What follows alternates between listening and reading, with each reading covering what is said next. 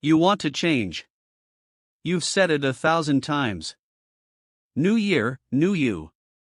New routine. New mindset. You visualize the version of yourself that wakes up early, builds the business, quits the vice, speaks the truth. But then, Monday happens. The alarm rings. The screen glows. The old patterns slide back in like a comfortable, suffocating blanket. And by Wednesday, the new you is dead. Again. Why? Is it laziness? Lack of discipline? Bad genes? No. Terence McKenna, the philosopher who spent a lifetime decoding the software of human consciousness, would tell you the truth is much darker. The reason you can't change your life isn't because you're weak. It's because you are trapped in a linguistic prison you didn't build. You aren't just fighting bad habits. You are fighting the very structure of reality that culture has installed in your mind. And until you see the bars, you will never escape the cell. Let's break it down. McKenna famously said, "Culture is not your friend." Most people think culture is just art, music, and traditions. But McKenna saw deeper. He saw culture as an operating system. A code running on the wetware of your brain. This code tells you who you are before you even learn to speak. It defines success. It defines happiness. It defines possible.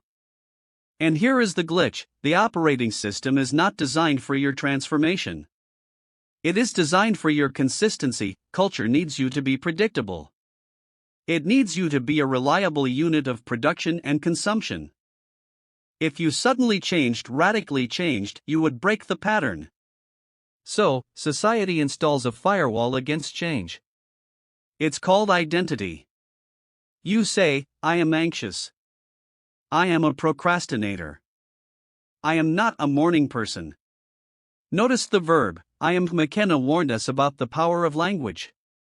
When you say I am, you are casting a spell. You are solidifying a fluid process into a concrete statue. You think you can't change because you believe your current state is a noun, a solid thing. But McKenna knew the psychedelic truth: you are a verb. You are a process. A river, not a rock. But culture convinces you that you are the rock. And rocks don't move. Here is the second reason, and it's biological. McKenna often spoke about the horror of the familiar. We claim we want adventure, novelty, and transformation. But biologically, we are terrified of it. Your nervous system loves the familiar because the familiar, even if it's miserable, is safe. You survived yesterday being depressed, broke, or lazy, so your brain says, "Let's do that again." It kept us alive. Change represents the unknown. And to the primitive mind, the unknown is where the predators live. So when you try to change, your body reacts with a survival response. You feel resistance, panic, exhaustion. That's not laziness. That is your biological alarm system screaming, "Go back to the cave." McKenna's solution was radical. You must actively seek novelty. You have to terrify yourself a little bit. Not with danger, but with newness. Most people live the same day 25,000 times and call it a life. They drive the same route, eat the same food, talk to the same people, think the same thoughts. And they wonder why nothing changes. If you want a new life, you have to feed your brain new data.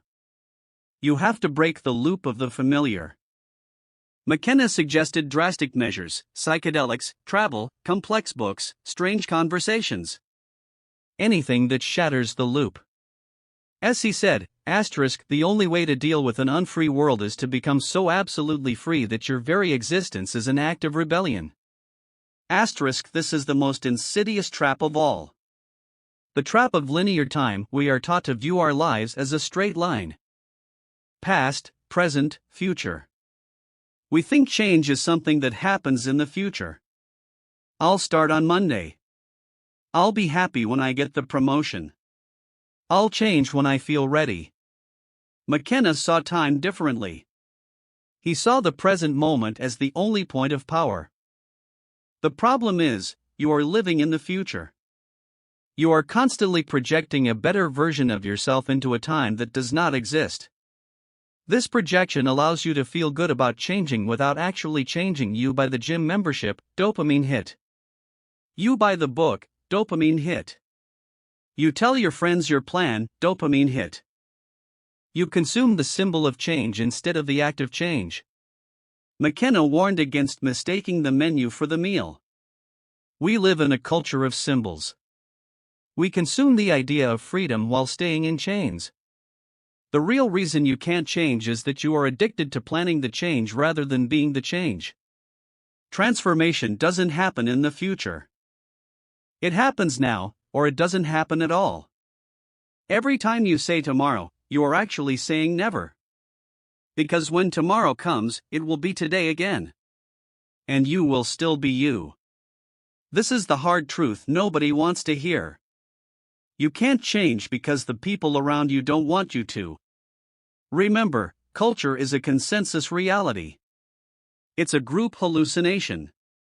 Your friends and family have an image of who you are. Oh, that's just Dave. He's always late. Sarah? She's a bit dramatic. They hold this image in their minds. And subconsciously, they pressure you to conform to it. If you start changing, if you get fit, sober, wealthy, or wise, you hold up a mirror to their stagnation. Your growth exposes their decay. And they will hate you for it. Not consciously. They'll say, "You've changed," like it's an insult.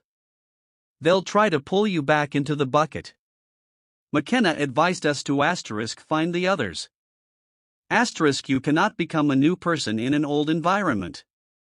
It's ecologically impossible. If you plant a cactus in a swamp, it dies.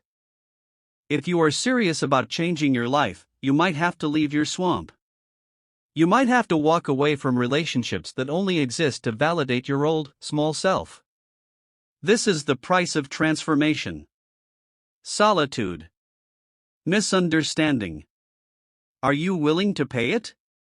So, how do you break out? How do you actually change? McKenna's answer was simple but terrifying. Reclaim your mind, stop consuming the culture. Stop letting the TV, the algorithm, and the news tell you what is real. We have to stop consuming our culture. We have to create culture. Don't watch TV, don't read magazines, don't even listen to NPR. Create your own roadshow. Change requires silence. You need to shut off the noise so you can hear your own operating system humming.